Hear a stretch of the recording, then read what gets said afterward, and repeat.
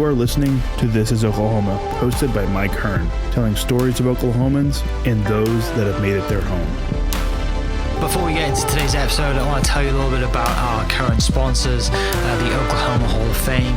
As you well know, if you've been following This is Oklahoma, they've been a huge part of this podcast. So this podcast is presented by the Oklahoma Hall of Fame, telling an Oklahoma story through its people since 1927. For more information on the Hall of Fame, go to www.oklahomahof.com and follow them on Instagram for daily updates at oklahomahof. Also, for the podcast, a new sponsor, RCB Bank. The home market is booming and RCB Bank is here for you. If you're in the market to buy a home, a mortgage pre-qualification will make the process much easier. Talk to one of our mortgage professionals today. RCB Bank, that's my bank. With approved credit, terms and restrictions apply. Member FDIC, Equal Housing Lender, RCB Bank, NMLS 798151. What's up, guys? Welcome back to another episode of This is Oklahoma. Mike Hearn here, your host, back with another episode down at the Bedford studio in Oklahoma City with Mr. Chris Morris. Chris, mate, thanks for coming down. Thanks for having me. Sorry I messed up and wasn't here when we said we would record. And we now started doing it 2 hours later. Just in time. We did, thank you. So, as we usually start these podcasts, giving a little bit of context to the people listening before we dive into the meat of your story, I guess, who are you and what do you do? Name's Chris Morris, and I am a sales executive for Chicago Title, Oklahoma. Mm-hmm. The basics, father of two, wannabe organic farmer. Yeah. Sports enthusiast, and just like to talk to people. Yeah. So growing up, born and raised here? I was out in Shawnee, okay. The teeming metropolis of Shawnee, Oklahoma. Yeah. Actually about 12 miles east of there in the middle of sticks and nothing. So that's where the farming stuff comes from? Yeah, hated it as a kid, but it was basically it was forced labor. I was an indentured servant, and but then as you do when you get to a certain age and you have children, you stare at grass and you get the dad vibe. Yeah, and you've got my yard's got to look short good. of the New Balance and the jean shorts and perfect lines, and it just kind of went from there. But I kind of had that about a month ago. I was looking, not the New Balance and the jean shorts too, but like I looked at my yard and it's like, I just haven't watered it at all now. It looks terrible. Like I was like, can we get to fall so everyone's yard looks the same now? And I was like, no, just water it a little bit more. In fact, it's amazing what you do when you add water. So now it looks great. It is nice fall and summer though, because the low tide lowers all the ships, and there's something level playing field. Absolutely. Unless you get that neighbor that overseeds and they want to look great in front of everybody. Nobody likes them. Nobody likes that person. No. You're right. So Shawnee, what's Shawnee like when you're growing up?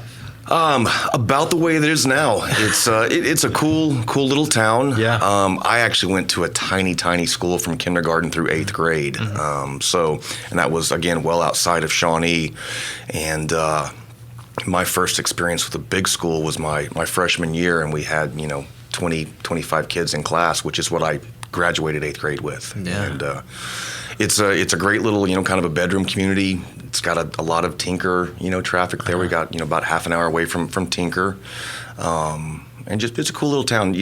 We had a mall. We got a mall. I believe when I was in 7th or 8th grade, about the time that Beverly Hills 90210 was big, and so we were very cosmopolitan at that time, and spent a lot of quarters in the arcade there. So growing up, then, do you think was you going to OBU or St. Edwards? Oh, not St. Edwards. What was the other university? St. Gregory's. St. Gregory's at that time. Sadly, it's not here anymore. Born and raised Catholic, so that was a requirement. I was the only. I've got 2 older brothers. I was the only one in my family, mom and dad included, and many on either side, that didn't go to Catholic school, which is probably better for everybody. I was an altar boy for one mass when I was a younger kid, and I had the communion candle in the wrong place, and Father Vincent, great guy, grabbed me by my, no offense, I don't remember the term, but my altar boy smock, and kind of forcibly pulled me where I was supposed to be, and I never altar boyed again after that. One and done. One and done. One hit wonder. One hit wonder. Is there photos of this somewhere to prove this? Sadly, and I hope my mom listens to this, because there are tons and tons of photos of both my brothers, all my parents, grandkids. There were 2 pictures of me growing up. None of them was as an altar boy. Both I was wearing a green and yellow Garanimals short set with cowboy boots. Awful look when you have a bright red afro as well.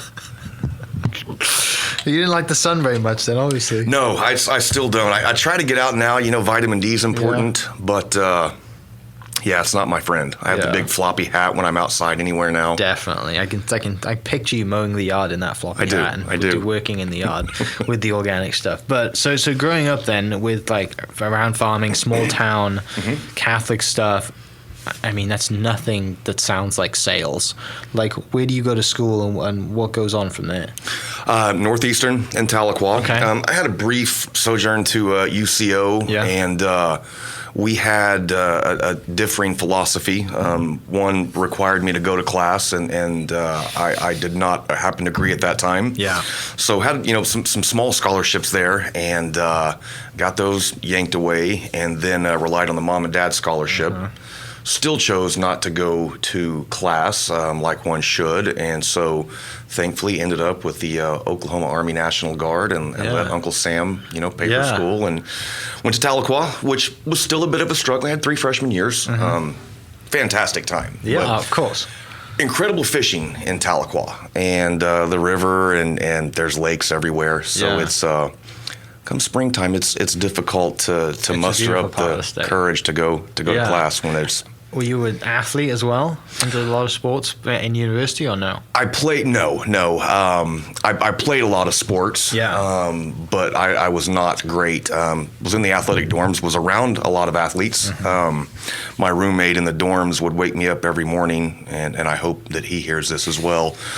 Jeff was a big guy, and he liked to look in the mirror and admire his size and physique. And so, 5:30, 6 a.m. when he was getting back from the gym, and I'd probably been in bed for a couple of hours.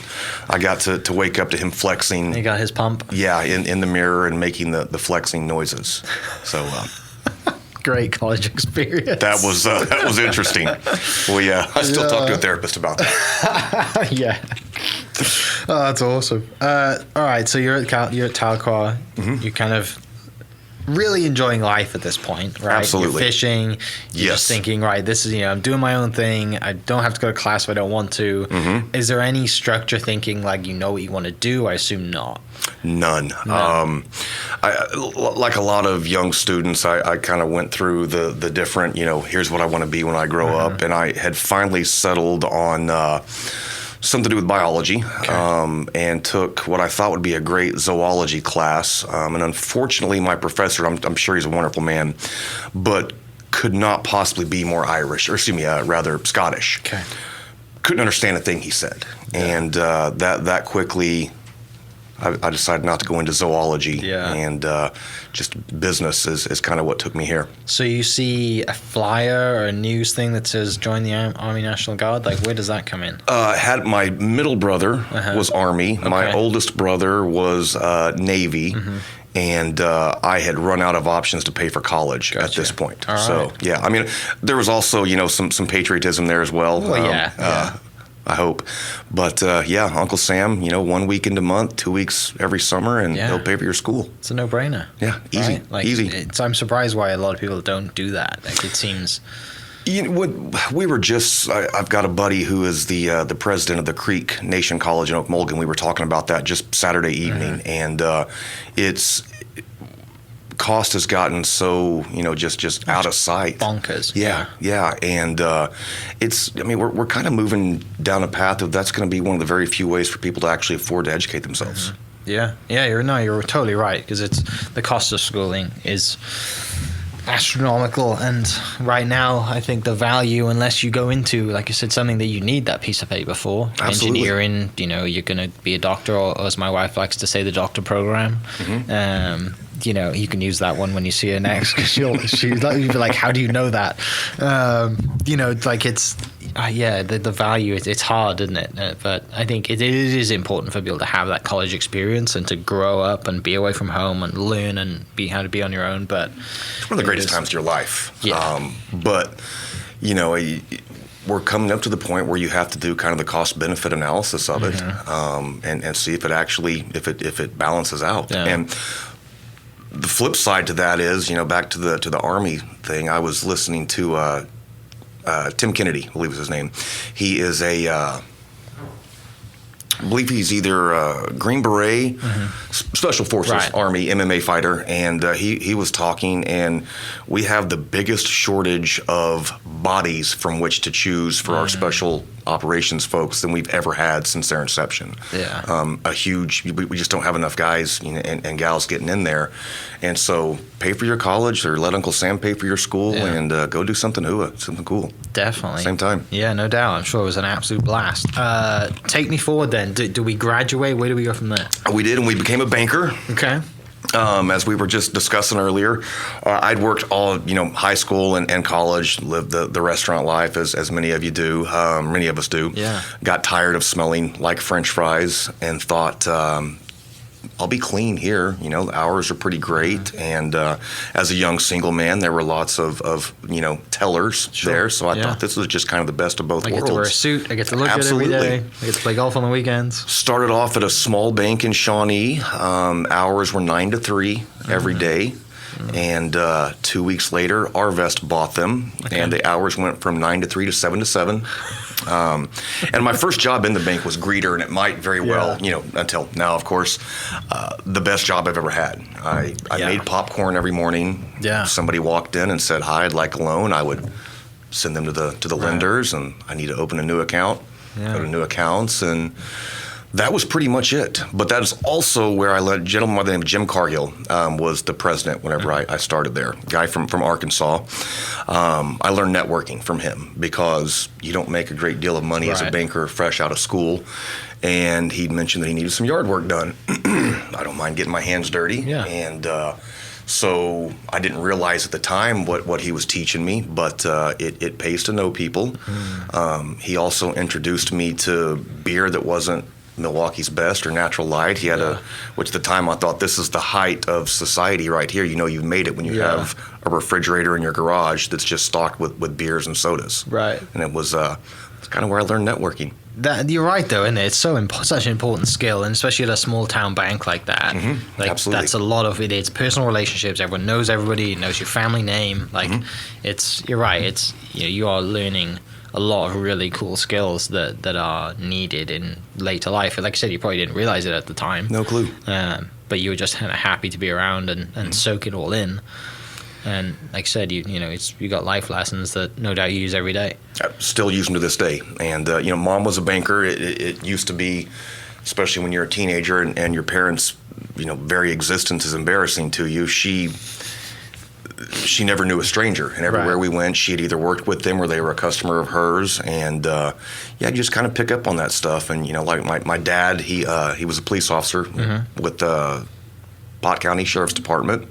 Also owned a paint and installation company, so learned the value of hard work and to avoid police when you're younger. Yeah. And kind of all that combination kind of led me where I am today. And then you start climbing the banking world, thinking, you see this Jim guy and think, this is the end of the road. I want to have what this guy has. A couple of months later, he brought me onto the lending side and worked for there for a couple of years. Went to another small bank in Shawnee, and then the mortgage world kind of blew up back in the early 2000s with the first, to my knowledge at the time, the first big mortgage refinance boom. And I thought this seems kind of interesting. Yeah. And, I don't really want to go and count cars at a car lot anymore or cows, and so jumped up to a larger bank up here, and was on the mortgage side for a few years. And met some really great people. Actually, where I met my boss now, David Patrick. We were both at a lender up here in Oklahoma City. And that kind of led me to here. Yeah. Came to the big city, the big time. Yes. Right? The big show. Bright-eyed. Out of the country, coming out here. Absolutely. Driving, 30 minutes up the highway? Yes. Country mouse and city mouse. I'm sure that was a lot of fun, though. And like I said, you meet David, who's now your current boss, and just continue to build. And, I mean, like you're in 2000s, like what's that time, what's Oklahoma City like when you come up here? Maps had been around for a bit whenever I finally came up here, but the downtown area, Bricktown, was, you didn't want to be there after dark. Yeah. For most of my younger years. But I move up here, and the Abuelos was there, and Chilinos, and they just kind of started getting some of those foundational restaurants and businesses, and nothing like it is now. Right. But it was still a fun place to be. I try to avoid downtown now, the traffic and parking. I'm again at that age where I don't want to pay for parking. But had a great time up here, and. David, like I said, David and I worked together for a couple of years, and then we would run into each other, at kids' ball tournaments or something like that, And I had left and gone to I worked in Oklahoma City for a large regional mortgage lender, but I was actually the banker that funded all of their operations. And David had actually recruited me for about 2.5 years. We'd gone to trying to come get me to be a salesman, but David, I'm not a salesman by any means, David. I'm a banker, and I had a pretty cush gig. I was home by 4 or 5 o'clock every day, and then I made the mistake that a lot of us make, and I got bored with my great gig, and was asked by the owners of the mortgage company if I would like to build a new construction department for them. Yeah. And I said, sure, why not? I'm bored. Let's do something. Yeah, how hard can it be? Yeah, absolutely. Yeah. And so I began the process of building that literally from scratch. I mean, from policy and procedure, making sure everything was in compliance. And that turned into, a real job. Right. And then we were initially going to start off with just working with a couple of retail operations here in Oklahoma, maybe 15, 20 loan officers between the two units. Just dipped our toes in the water and taking it slowly. And then I got a call one morning, followed by several more by some, account executives in different states. Hey, Chris, we're really excited, can't wait to start getting this product out there and selling it. And my response, whenever you guys, when we open it up to everybody, it should be a lot of fun. We should be able to do some great things here. We were told it opened up today. Really? So I picked up the phone and called one of the owners. He said, I forgot to tell you. And when you're a department of one and managing a handful of new construction loans around Oklahoma City, not a big deal. You can find your inspectors and handle the draws and whatnot yourself. But I don't know a lot of people in Des Moines, Iowa, oddly enough, or in Texas and Mississippi, Louisiana. Right. And then it became about a 60 to 70 hour a week gig. And I did have time to, kind of pull my head up from my desk and notice that, the VA had been in our office for quite some time, and HUD, a couple of state regulatory agencies, weeks and months for some of these. And as a banker, when you see auditors in your office for that long, not a good thing. Not a good thing. And kind of saw the writing on the wall there. And I had actually gone in because I couldn't sleep one night, and I went into work about 2:30 or 3 in the morning. Yeah. And David and I had already met probably 3-4 times at this point. David called me about 8:30 that particular morning and basically said, last time I'm going to bug you. I don't want to, be bothersome about this, but meet with me one more time, just see what I have to offer. Like, can you do lunch? I'm like, why don't we go have coffee right now? Yeah. And he's okay. I'm like, bring your best shot. I want to see this, and let's make it happen. Yeah. Absolutely. And signed the pro forma that morning, and the rest is history. It's timing, isn't it? It really is. It's so good. Like I mean, I've kind of been in similar situations, and like the worst thing for you, right, is getting bored. But like, I think we're probably the same personality where like we have to be working towards something is good for both of us. Yes. Once we start working towards something, like, to put it in a fitness term, we get fat. Yes. Right? Like, we both kind of like been doing some fitness stuff, and I'm like, I've done it, and now I'm off it, and now I'm getting fat again. Yes. To get back on it. Right? It's amazing how quickly that happens too. And you get so mad at yourself after like 6 weeks off. And you're like, I worked 3 months to get in good shape, and now I look back like I did a year ago. I took 24 years off, and that was not a quick process to get fat, but it was efficient. Yeah. I earned it. But the same in the business world, right? So David, you meet with David, and he throws this offer at you, and it's just Absolutely. They said, great timing. Come on over. We met at Starbucks on Independence and Northwest Expressway that morning. He brought a very good offer, which was just another job. The offer in and of itself was great, but just the escape and the previous company I was at, absolutely wonderful people. One of the best times of my life, and some brilliant folks over there. But things happen in the business world, and this was I don't know if it was providential, but the timing couldn't have been more perfect. And David's really good at that. He's got fantastic timing. Yeah. So the sales thing then, David gives you this offer and you think, I know I'm going to become a salesman, which the role of a salesman, the actual title, and you're like, I got to sell stuff, right? And it's kind of like daunting, and it's like, now I have numbers and things to hit. But when you look back at your history and like the things you've done, all the things you've done with sales anyway, you just hadn't had the title of a salesman, right? Didn't realize it, but David does a great thing every year. At we do a company appreciation event and hand out awards. It's CTO Rocks, and without fail, David gets up to speak and asks everybody, stand up if you're a salesperson. The newbies, new employees. Never get it. They're always, seated. But David's like, you're all salespeople. Get up. And it's 100% true. Yeah, no doubt. So then you go to the title side, which, I mean, I have a lot more appreciation for it now since my wife works in the title business than I did before. Yeah. Because, I mean, they have to deal with so much nonsense. And they get to deal with real estate agents like myself and a million others who... that one deal to them is the world, right? Like the key there, though, is get to. And the way that I have always looked at this is, you're an agent. You understand this. This is your livelihood. This is your paycheck. Yeah. You can't have a bad day or a bad week because you get paid. You're basically, you kill what you eat. Yeah. And to entrust us with their livelihood and to make sure that kids, have a roof over their head and have clothes on their back, it's a pretty cool thing. Anytime that it's never lost on me. Anytime somebody refers business to us, it means something. It really does, and it should to everybody. Yeah, that makes sense. And you do work for, no doubt, the best, title company. It definitely in Oklahoma City Metro that I'm aware of. I appreciate that. There's a lot of agents that. If they aren't closing with Chicago Title, I'm like, please strongly consider it because it'll make it go a lot easier. I don't care which office it is, it'll just make it go easier, because there's so many horror stories of going somewhere else and they haven't got everything ready or they don't communicate the right way and you're just left in the dark and then you get to 2 days before closing and they're like, yeah, we can't close. Sure. And you're like, but someone's ready to move their house right now. Like everything's packed up and they're in the moving van. Absolutely.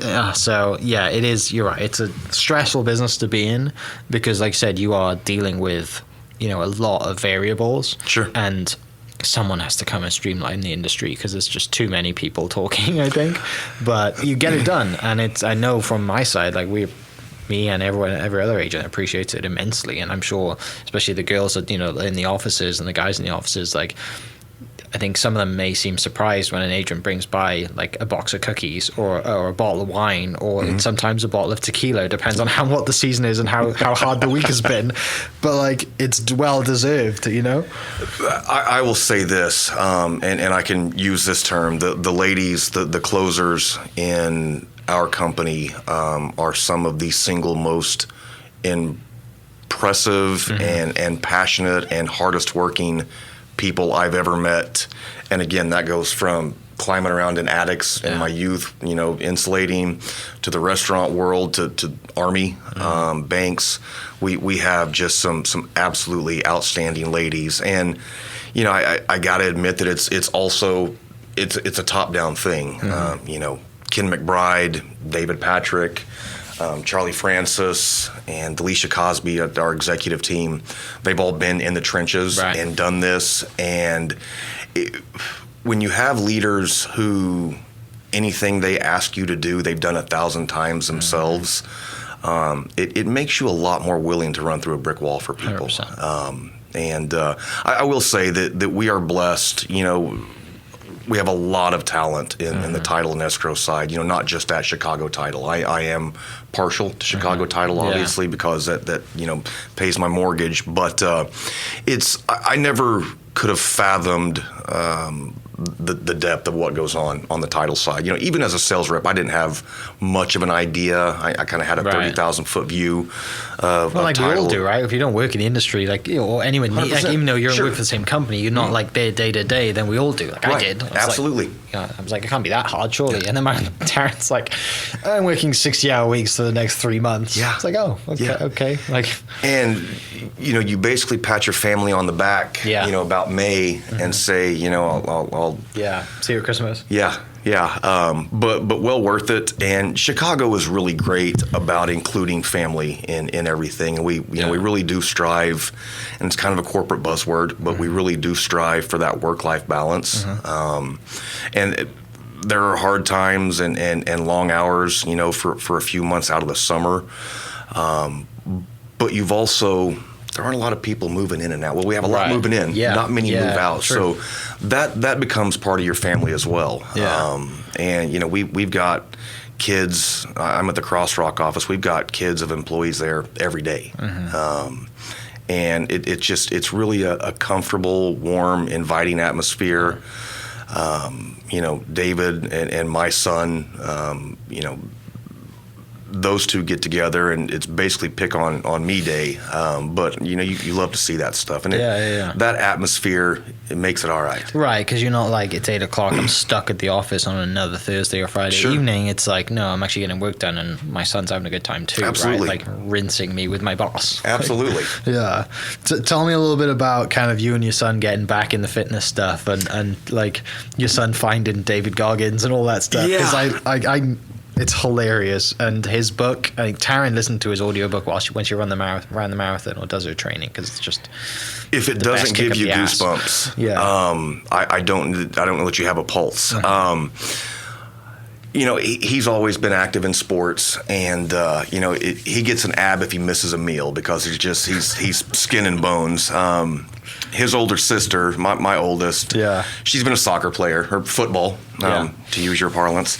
She's been in shape basically since 7 or 8 years old, and kind of got to the point they were looking through some old pictures, and Jake had kind of looked at me and then looked, at the picture, and kind of had this look on his eyes, and he actually said it, like, "Dad, what happened? Like, you look different," which stung a little bit, hurt immensely. And it's a thyroid issue, son. It's not a thyroid issue. I just explained it, not as young as I used to be, and kids, and sitting in an office, and had no willpower when it came to eating. And that was just, that, and just being 45. I mean, I think this is the existential midlife crisis. I grew the hair out, and that's, the one thing that I had going for me is all my buddies don't have hair. Right. They may have abs, but you have a full head of hair. I have hair. Yeah. And we sat down and talked one night, and I discussed it in the past with him, like, I need to do something. I got to do this. And the hypocrisy, because I coached both the kids, football, baseball, soccer. World's worst soccer coach, by the way. Far worse than Ted Lasso. Far worse. I don't know how you can coach kids, because that's probably harder than your actual job. There are very few things that I've enjoyed more, because, a lot of times, I don't know if it's a forest for the trees, or if we just all, think our parents are ignorant. Yeah. But our own kids don't always listen to us so well. But when you see somebody else's kid and you see them actually do something that you have, trained on, practiced on, drilled into their head, there aren't many cooler things in the world. And just, being around kids like that, and the excitement they have, and those first several years, kids don't care if they win or lose. That's mom and dad that's, Which putting is all an those issue. thoughts. 100%. Big issue. 100%. Yeah. And it's just, I always enjoyed coaching kids. They have that joy and exuberance, and they just, there's nothing in the periphery. It's just, let's have fun right here in the moment. And it's something that somehow we as adults lose sight on. And man, if we could bottle that, this world would be a far, far greater place than it already is. Definitely. Yeah. So kid gets you back into, the son thinks, Dad, what happened? And then you're like, oh, I got to do something about this. Yeah, we have to. Yeah. I'd also gone to the doctor, in January. Kind of had a recent job change. I'm still within Chicago title, but came back to sales from being a closer. And thought, best decision you've ever made. I could not possibly tell you. And don't get me wrong, I loved the job, but I don't know that the male brain is built to handle all of that stress and the capacity of it. The table was great. Sitting there with buyers and sellers and their agents, that was fantastic because they had to sit here and listen to my terrible jokes. Like they couldn't go anywhere. It was the rest of it, and the demands from 70 different people per file. I'm a little bit like an over-caffeinated squirrel on a calm day anyhow, and so this is much more my speed. Got that "you're not young anymore" speech from the doctor, and also Joe Rogan's not a doctor. You should listen to me and not him. And I thought, I need to change some things. You were eating steak every day? I was on the carnivore diet? Just mainlining elk marrow, and just thought, it's time for a change. And if I don't do it now, it's not going to get easier. I can always have an excuse. And then moderation is not something I do well. And so, about May of this year, we just kind of went full bore. And, 7 days a week and going to some high-intensity interval training classes that my daughter refers to as man yoga, running, which is awful, by the way. I don't know if you do it, but you shouldn't. I mean, I do sometimes. It's terrible. I have done a marathon. I have, people with that kind of self-discipline and mental strength really impress me. Because it's mental. It is. Yeah, I mentioned Goggins earlier. I signed up for an ultra marathon after listening to one of his podcasts, and then really didn't train that hard for it because I was 7 weeks out. It's 8 weeks out, and I stood on something that went through. I had put a hole in my foot around Christmas, and the race was like the first week of February. So when I got out of it, I had like 6 full weeks of training for a 31-mile race in the backcountry in Stillwater. And I appreciate people who run long distance like that. Courtney Dowalter, she's an absolute animal. The places that you go in your head after running those distances is a place that you never want to tell people about, the things that you say to yourself or see or envision, because it's such a dark place. But you're right, the mental, after running 31 miles and I think everyone with a bit of training can do 12, right? Sure. I think a lot of people don't realize this, but you could easily run a half, do 13 miles, whatever. The marathon, again, is, just plod along and you can do it. We only got up to 18 in training, and then you get those extra, another 11, 12, 13 miles. It's just, I haven't done it since, and I probably won't ever do it again, but I tell everyone they should probably try it because your mental discipline and the thing you get over by doing it. Yes. I was wrecked after it. It's such a weird feeling. I would like to, only because of you can tell yourself I did that. The closest I had. It's the only reason. We had a forced march last week of basic training at Fort Benning in Georgia, and I believe, and the math is a bit foggy, but I think it was 24-ish miles. Yeah, it may have been 6. Yeah, but, it was a long way. It's raining sideways. It's freezing cold. Yeah, we had full rucks on, full ammo, and it was tough. And like you said, you kind of pass that barrier of reason and sanity, and you're. I got delusional too. I made a little video as I was doing it, and I had 8 miles to go, and I'm like, I want to get in under 6 hours. I think I can do this, and I had an hour to run 8 miles, which I've never done in my entire life, ever in training, ever done before. And I'm like, I can do this. And the last 5 miles are the hardest because they're up and down hills. Get back into town. 8-minute mile. Yeah, I did it in 6 hours and 31 minutes. I was so out of it mentally. Anything's possible. I can do this. Sure. And there was nowhere near me running it. I took an extra 30 minutes, which was still good. But at the same time, I had so much confidence. I can do this. Sure. And you did it. Yeah. That's again, David Goggins talks about how your mind is the toughest competitor you'll ever face. It Yeah. always shows up on time, always knows your weaknesses, and it'll lie to you. Your body can endure and withstand far, far more than what we think it's capable of. I don't think my body is capable for one of those 100-mile. The 100-mile thing's mad. Yeah. Like the 1 mile track, just run 100 laps. Like that's. It doesn't seem healthy to me, physically or emotionally. Yeah. Like a lot of people, like the 31 miles was 50 kilometers. So like I think like. But you get these people who do, was it the Badwater, the run that they do? That's the right? first or big like one the Barkley one that they did. do. Like it's like 100 or 200 miles and just like over a week. The 200-mile one's nuts. And I think there's another one that Chad Wright.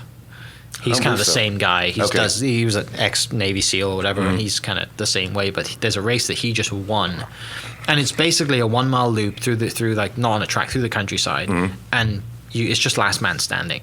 So you got like 50 to 100 guys at the start, and they run a loop. They got a certain amount of time. They have to run the one loop in, and they come back. They get a little rest, and then they go again. It's just on the clock. And he was the last one to, like last man standing. So it's basically the old, Queensberry just boxing rules. Whoever's left upright. And he's been on some great podcasts, and he's your typical. I think he's from Georgia, not SAS, but your typical like Marine. Special Forces, Georgia, Patriot, very straightforward, and it's fascinating to hear him speak. They're built differently, aren't they? I mean, and same real with men, the SAS right? guys. Yeah, yeah. It certainly lets you know your place in the world. Yes, because me especially, after lifting weights for 3 or 4 days, I was admiring my physique in the mirror, and thinking I've really done something here. And then you think back to those guys, and you're like, no, I haven't. No. Yeah. But you're right. Like the you go to the gym for a week, right? And you're like, I feel good, right? Or like me and Taryn did the 75-day challenge, right? We did that, and you're like, I feel great. But I've done it twice now, and I'm still back to where I was when I started because it's not just 75 days. It's a lifestyle that you have to continue and change. That's what people miss. And these guys that you mentioned, they've been doing it forever. And like people who do the 30-day Whole 30 or whatever to reset. Like it's great, good for you. But it's that's the kickstart. Sure. It? And sadly, a lot of people, me included, like, I've done it, I feel great, now I'm going to go back to doing what I used to do. Like, the 60-day habit rule doesn't exist. No. Habit becomes a habit when it's a habit. Yes. What I really, really dived deeply into all this stuff, and because I didn't want it to be, a fad or gimmicky.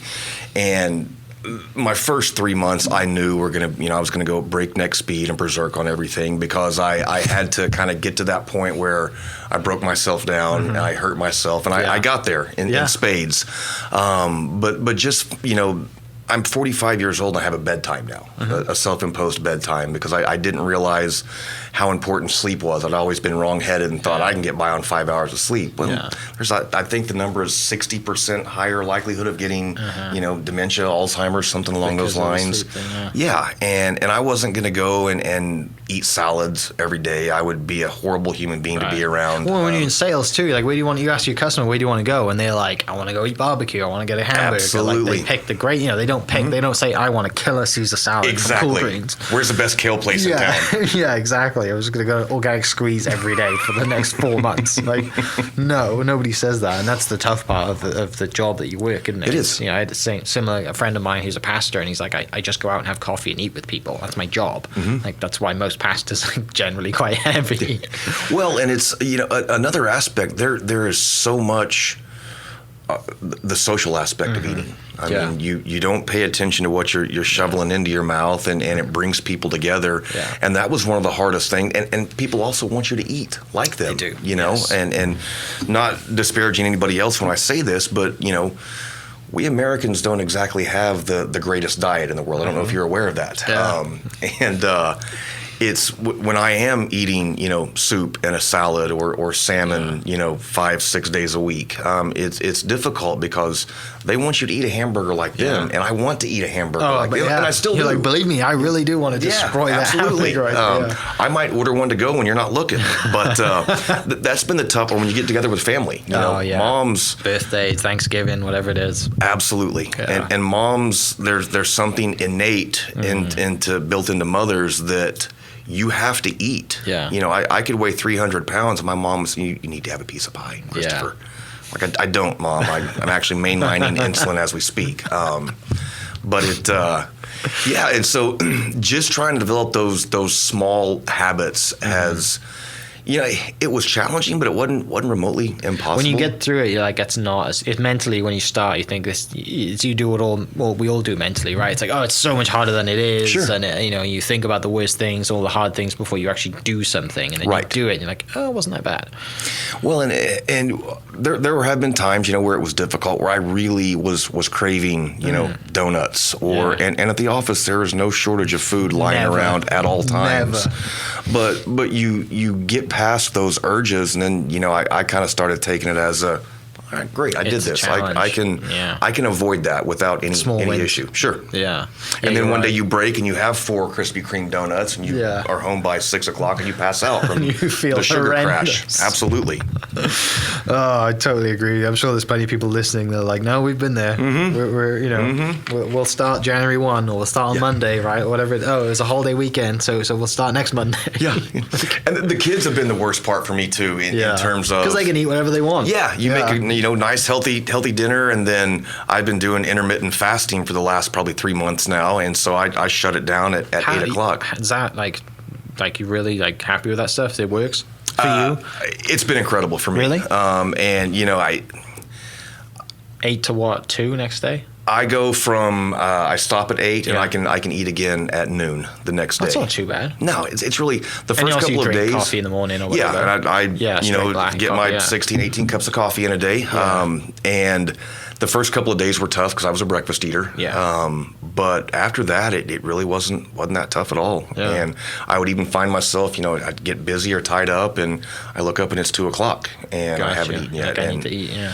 Now the flip side, a lot of people take that, and maybe a lot of them can, but I've got this small window, but I could eat whatever in the world I want. I talked to somebody this weekend, and she said, I basically eat 3 full meals. In my 4-hour window. She probably also weighs about $108. Right. Soaking wet. Yeah. But no, I used to have that crash, about 2:30, 3 o'clock every day, where the caffeine stopped working. Yeah. And it's a number of factors. None of these are silver bullets. Right. And it's, I'm certainly not where I will end up ultimately. But the better sleep, the better quality of food.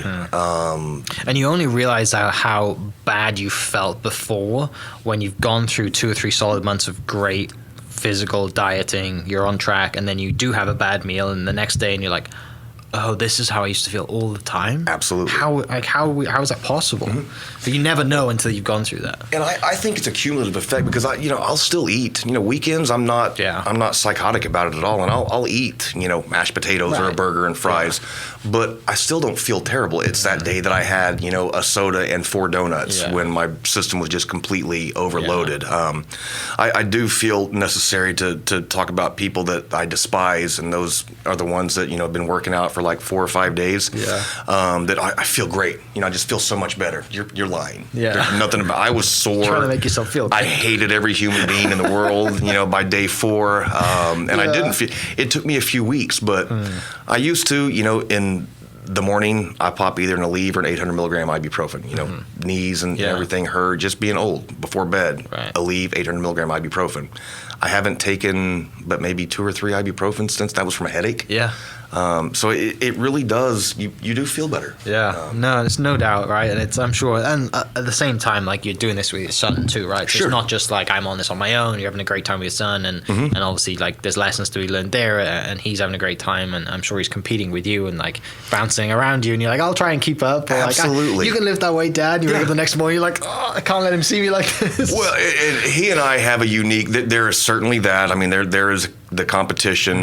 He wants to get to the point where he's bigger, faster, stronger than Dad, and he doesn't quite realize yet that Dad will die to stave that off just as long as possible. But he had also gone from, my sweet son, who everything is Dad, let's go play catch, let's do this, Dad, tell me a joke, to about 13 years old, and he became somewhat of an apathetic demon. Nothing interests him. He's always got this smug look on his face, and his face is covered by his hair and the hoodie that he's wearing in August. And this was, not that we had a bad relationship at all, it's just, that father-son dynamic when he becomes they get to that age. Yeah, of course. Everyone goes through it, I'm sure. This has, and, call it bonding, the chemical cocktail that's flowing whenever you're exerting physical force. It's been fantastic for us, too, to the point where, we love doing it. Yeah. And actually, back to that day, I talk about donuts a lot, but this is the same day. I'd gone home, passed out from probably 6 o'clock till 7:30, like literally still got my Johnson & Murphys and slacks on in bed, and he comes and wakes me up and like, Dad, you okay? I'm like, yeah, I'm tired, don't feel good, ate donuts. He's like, well, are we still going to go work out? I'm like, man, we can miss one day, Jake. We can miss one day. And he gets on his phone and comes back. He's like, Dad, they don't close until 10. I'm like, sucker. Go. And we went to the gym and had a great workout and had a blast. And not to leave her out, my daughter works out with us quite a bit as well. But again, high school and club soccer player. That's busy stuff. We don't like to work out with her. She tried to put together a core workout for us, and I failed. Warm-up, right? I literally could not make it through the warm-up. She said, we're going to do a 4-minute plank. No, we're not. No, you can. I'm not. I can't. But, she's doing it with us a little bit as well, but she's a lot busier with soccer and everything. Different workouts as well. Yeah, absolutely. And so, he and I have had an absolute blast doing it. Lots of laughter. I mean, crack up. Some anger, both ways, I'm sure. Just, again, it's that dad and son dynamic, but wouldn't trade it for anything in the world. It's a blast. Get up early on the weekends, and it was our thing. We'd go and we'd lift and just kill it, and then go have breakfast. And kill breakfast. And kill breakfast too. Yeah, because you earned it. You can eat a lot more whenever you're actually doing something physical. It's funny you say that. Taryn on Saturday, she I can say anything about my wife, right? Because she never listens to the podcast. But you might say her. You might tell her because you see her as well. She's training for the marathon right now, and she got up early on Sunday morning and ran 7 miles by 8 o'clock, and then came home, like obviously had a shower or whatever, changed, and then ate leftover pizza for breakfast at 9. And I was just like, I'd been up since 6 because the dogs got up, and I was like, I've been up for 4 hours. I'm sure it's not like lunchtime yet. And I just like look at the time, it's like 10:15. She's 9:15. She's heating up. It's like, good for you. She's already had a full day. Yeah, it's like, like you've just burned however many calories. Like, what are we on for breakfast? Absolutely. So, good for her, for sure. I'm sure she'll do great in the marathon. What's next? You're by no means at the end of work or life or whatever. Like, what's the goal? What's next? And kind of where you want to take things? The immediate next, I don't know when this is going to, when you're going to get this out there, but my son and I are heading out this weekend to the Big Apple to watch my New York Mets. Hopefully not get destroyed by the Yankees, or the evil empires, I'd like to call them.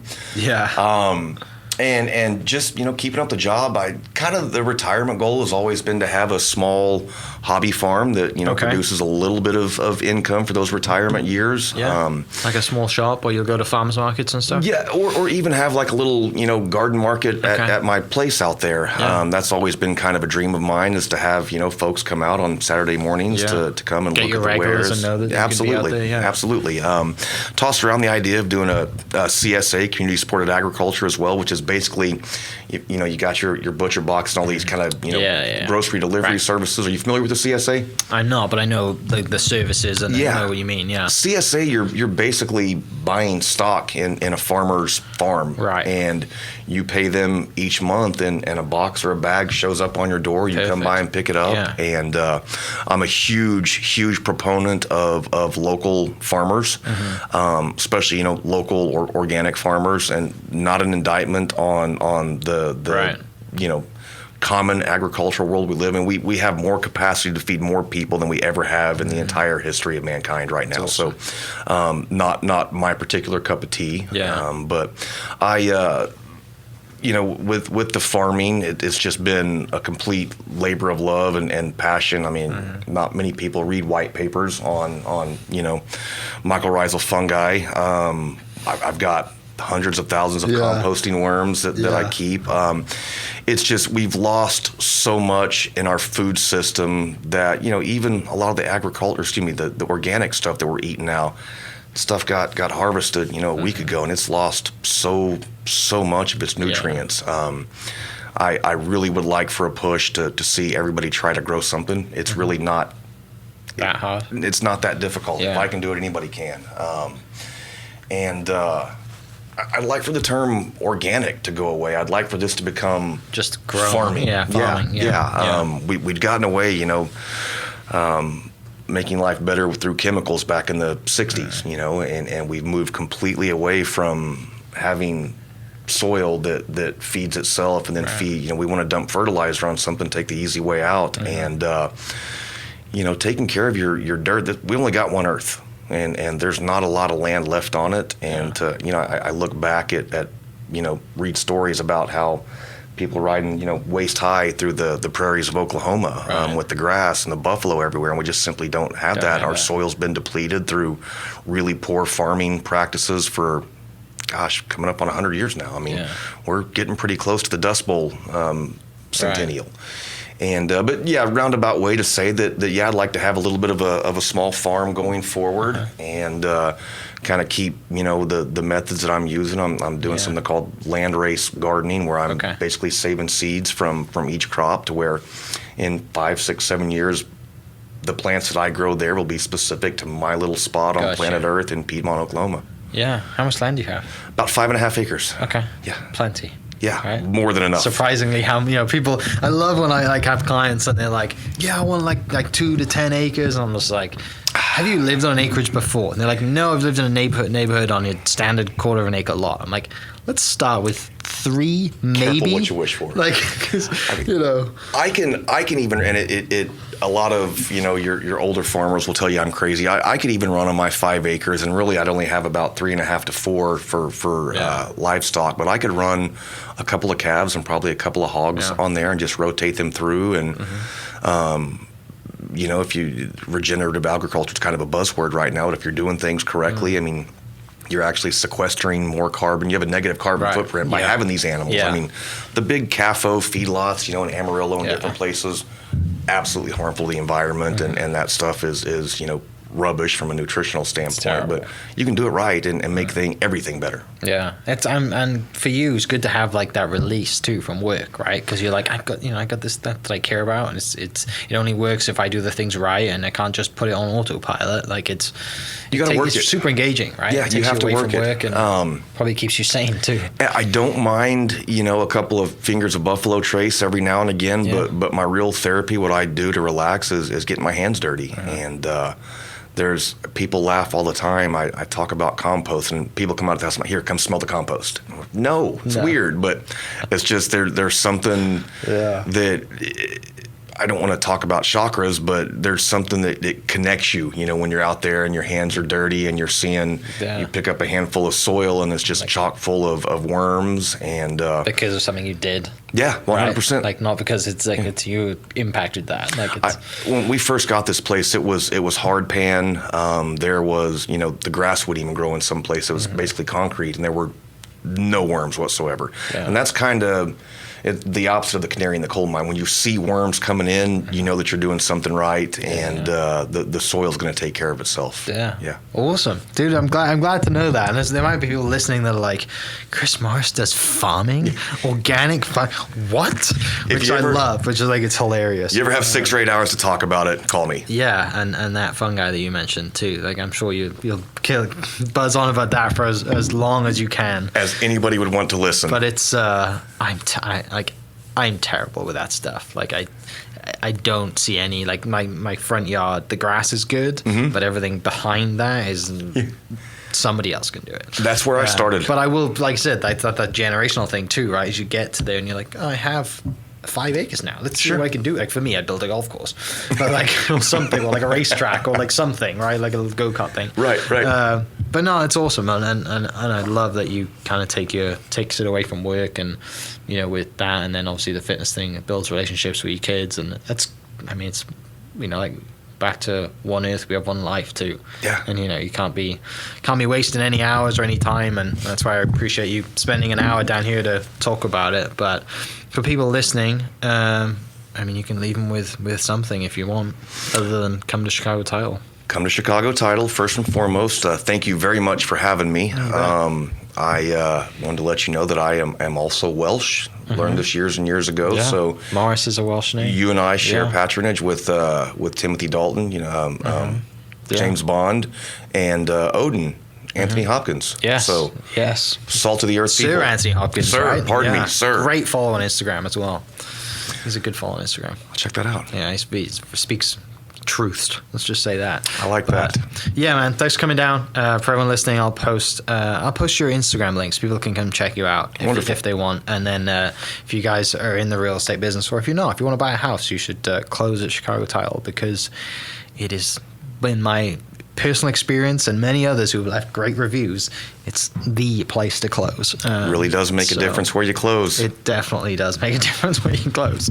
But yeah, thanks for listening, and we'll catch you next episode. Cheers. Thank you. The home market is booming, and RCB Bank is here for you. If you're in the market to buy a home, a mortgage pre-qualification will make the process much easier. Talk to one of our mortgage professionals today. RCB Bank, that's my bank. With approved credit, terms and restrictions apply. Member FDIC, equal housing lender, RCB Bank, NMLS 798151. This podcast is presented by the Oklahoma Hall of Fame, telling Oklahoma story through its people since 1927. For more information on the Hall of Fame, go to www.oklahomahof.com and follow them on Instagram for daily updates at OklahomaHOF. Thank you for listening.